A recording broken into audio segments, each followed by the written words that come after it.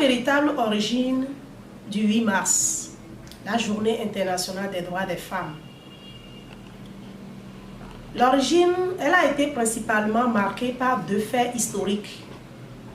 Le Women's Day en Amérique et la Journée des femmes en Europe.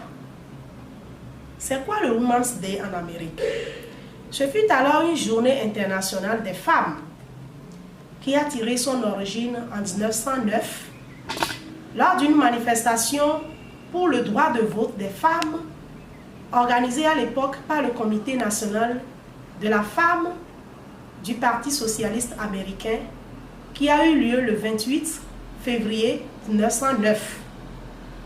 Connue sous le nom de Women's Day, elle demeure l'une des activités officielles du comité et sera célébrée annuellement aux États-Unis jusqu'en 1914. La journée des femmes en Europe, le deuxième fait historique. En 1910, c'est-à-dire un an plus tard, lorsque le mouvement a pris sa route aux États-Unis, en Amérique, en Europe, à l'occasion de la deuxième conférence internationale des femmes socialistes à Copenhague, l'Allemande Clara Zetkin, alors présidente du secrétariat international des femmes socialistes, propose l'instauration d'une journée des femmes qui serait célébrée chaque année pour servir la propagande en vue de l'obtention du droit de vote des femmes. Cette proposition a été approuvée à l'unanimité par les délégués des 17 pays présents. Alors nous comprenons donc, entre les deux faits historiques, aux États-Unis, en Amérique, c'est le droit de vote, en Europe, le droit de vote des femmes. Et quand nous faisons un peu l'observation entre la dénomination de ces journées, en Amérique, c'était la journée internationale des femmes. En Europe, c'était la journée des femmes.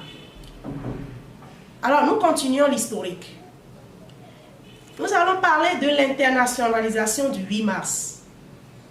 À la suite de la résolution de Copenhague et sur proposition de Clara Zetkin, la journée internationale des femmes est célébrée pour la première fois le 19 mars 1911 en Allemagne, en Autriche, au Danemark et en Suisse, où plus d'1 million de femmes et d'hommes y ont pris part.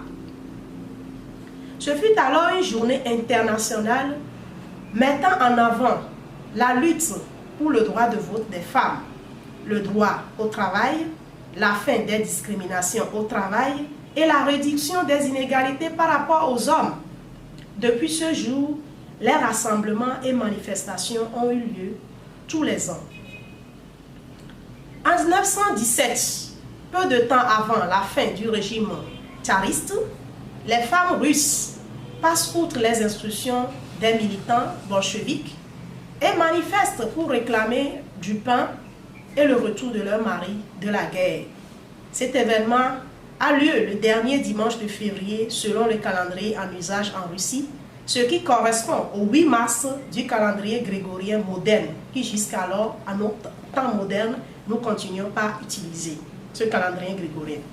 En 1921, en guise de commémoration, le président russe Lénine consacre la date du 8 mars, journée des femmes. Et en 1977, l'Organisation des Nations Unies, ONU, adopte une résolution pour inviter chaque pays de la planète à consacrer une journée à la célébration des droits des femmes et de la paix internationale. Le 8 mars est ainsi devenu cette journée de reconnaissance dans de nombreux pays.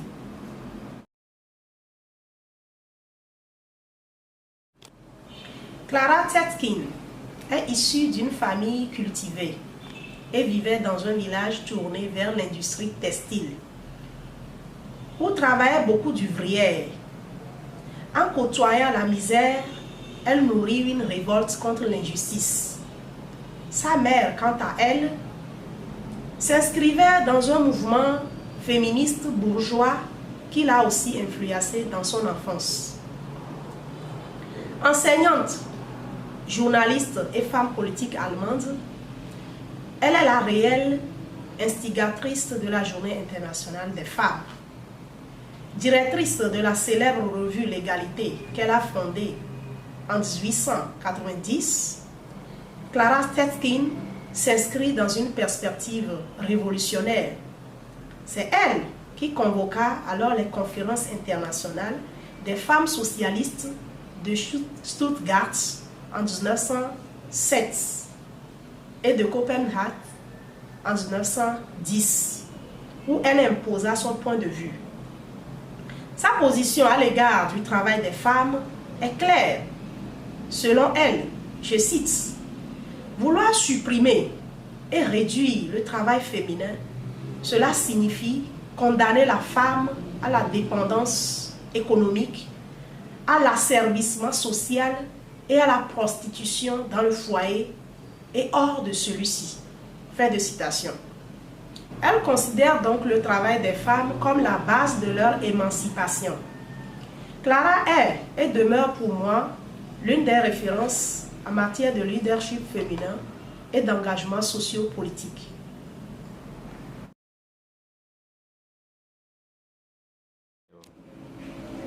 De tout ce qui précède, tout ce que nous venons de dire sur l'historique de 8 mars, nous devons prendre conscience, nous les femmes d'abord, et ensuite les hommes à nos côtés, que la Journée internationale des droits des femmes n'est pas dans la vision qu'on est en train d'observer aujourd'hui autour de cette journée.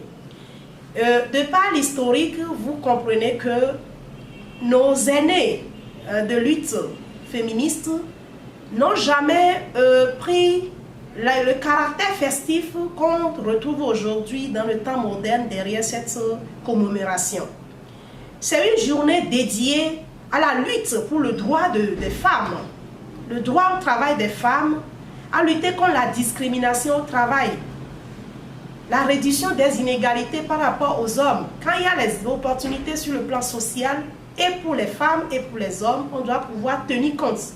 Et en même temps, il faut casser les stéréotypes, il faut rééduquer la jeune fille, il faut faire prendre conscience parce que nos cultures aussi constituent un blocage au leadership féminin. Et donc les femmes doivent prendre conscience que les aînés, nos ancêtres, vous voyez l'historique depuis 1800, depuis 1900, nos dames, nos grandes sœurs, nos mamans, nos grandes-mères se sont battues pour qu'aujourd'hui, nous, on puisse bénéficier de cette journée. Et la lutte continue. Une lutte ne s'arrête jamais. Aussi longtemps que les générations féministes viendront, et car je dis souvent, on ne naît pas féministe. Le féminisme, c'est un combat, c'est le fruit, c'est un résultat positif d'un combat. Il faut se battre dans la vie. La vie, elle est pleine de combats. On ne peut pas se permettre à ce que nous-mêmes, à qui cette journée est dédiée, on est en train de faire la déviation. Hein? On passe à côté. L'objectif premier, je l'ai dit tantôt, quand vous voyez du côté de l'Amérique jusqu'à l'Europe, l'Union soviétique et de par le monde, c'est toujours le droit des femmes, le droit de vote, le droit au travail des femmes. Alors, moi je m'interroge, je me dis, les pays ou bien les continents où il n'y a pas les pagnes, les femmes à ce moment, est-ce qu'elles ont institué, pourquoi c'est nous les Africaines, les femmes africaines, c'est vrai, nous avons l'Afrique avec la culture africaine, le port du pagne incarne la femme, la féminité. Nous avons de 1er janvier jusqu'au 31 décembre pour festoyer, nous les femmes, dans nos groupes de femmes, dans nos associations de femmes, nos regroupements, pour choisir des jours, des dates, pour se réjouir de ce que nous sommes, de ce que nous donnons à nos communautés. Si nous voulons, on pourra rester en pagne en cette journée-là. Mais s'il nous plaît, mes sœurs, mesdames, essayons de revenir à la source, aux objectifs premiers de 8 mars. Vous avez vu que la première fois cette journée a été célébrée, c'était le 19 mars. La date même n'était pas une date commune. C'est grâce au mouvement soviétique puisque dans leur calendrier, il y avait des moments où ils pouvaient quand même se consacrer à ces revendications. À la période post des crises liées à la guerre mondiale, les femmes se sentaient privées. Je l'ai dit dans l'historique. Aujourd'hui, je suis certaine que des femmes se sentent privées de quelque chose, d'une situation. Le 8 mars est là pour apporter solution à ça. 8 mars n'est pas là. On va trouver pagne de 8 mars par ici, pagne de 8 mars par là, et c'est toute une pluralité de pagnes. Où on se pose la question, finalement, c'est la journée de pagne ou bien c'est la journée des droits des femmes. Ça doit cesser, mes sœurs. Ayons le courage. Ne cautionnons pas ce marchandage de 8 mars. C'est un marchandage. On est en train de s'écarter, nos petites soeurs, nos filles sont en train de nous observer.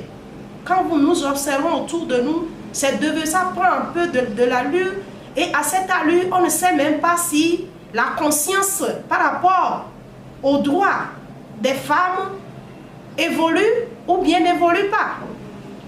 Jusqu'à présent, depuis la conférence de Beijing, la 5e conférence tarde à venir parce que l'évaluation ne donne pas un fruit positif. L'évaluation n'est pas ça. Chaque année, 8 mars se transforme en fête, en une réjouissance populaire où les femmes, on les voit défiler dans des pagnes comme si c'est vraiment une fête de pagnes. S'il nous plaît, mesdames, si nous voulons instituer, faire vouloir instituer de par nos pays ou bien de par le monde, le pagne n'existe pas dans la culture du monde. Le pagne est propre à l'Afrique. Les femmes de l'Europe, les femmes de l'Océanie, les femmes du continent asiatique, les femmes de l'Amérique, est-ce qu'elles ont un pagne de 8 mars?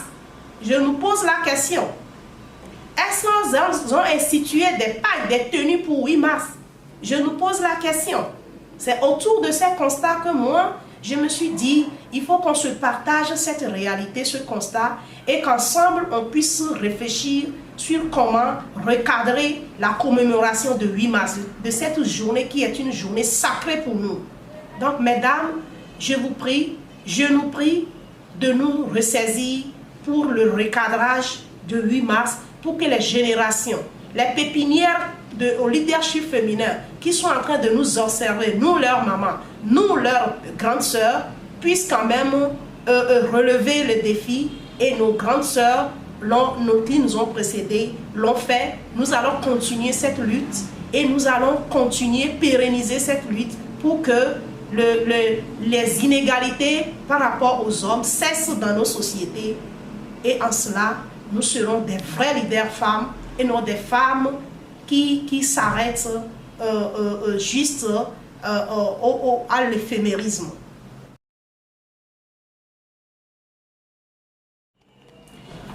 À l'endroit de toutes les institutions internationales et nationales, à nos dirigeants des pays africains, je veux m'adresser spécialement à vous, vous qui êtes nos papas, nos maris, nos frères, qui êtes à la tête, nous vous prions. Je nous prie de contribuer à ce que le 8 mars demeure et reste dans ses objectifs. Toutes ces institutions économiques, commerciales, qui sont souvent saisies par les femmes elles-mêmes, ou des groupes de femmes, ou des hommes, qui commercialisent les tenues festives pour commémorer 8 mars, je voudrais nous prier, vous prier, de les réorienter.